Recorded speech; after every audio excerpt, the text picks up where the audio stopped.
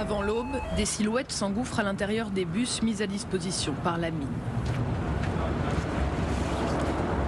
Yulia presse le pas pour ne pas rater le départ. Quand j'ai commencé à la mine, on m'a dit que c'était extrêmement dur. Et puis j'ai fini par m'habituer. Il y a 7 mois, Yulia est devenue mineur de fond. Depuis l'invasion russe, plus de 1000 employés de cette mine ont été mobilisés, sur 4000 au total. Les hommes partis au front, les femmes ont rejoint le fond.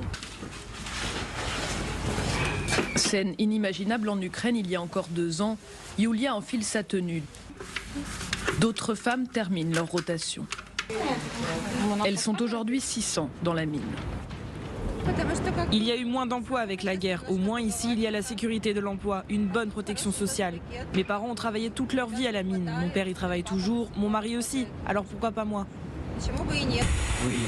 C'est Dmitro, fils de mineur et chef de département, qui a proposé d'ouvrir la mine aux femmes. Maintenant, dans mon département, 40% des hommes sont partis se battre.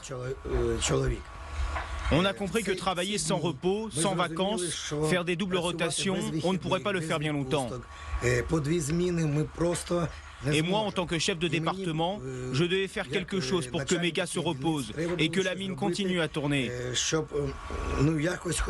C'est pour ça que j'ai sauté sur l'idée de remplacer les hommes par les femmes. Ce n'est pas juste, ça ne devrait pas être comme ça, mais c'est nécessaire et elles montrent qu'elles peuvent le faire. Ici, chacune son rapport à la mine.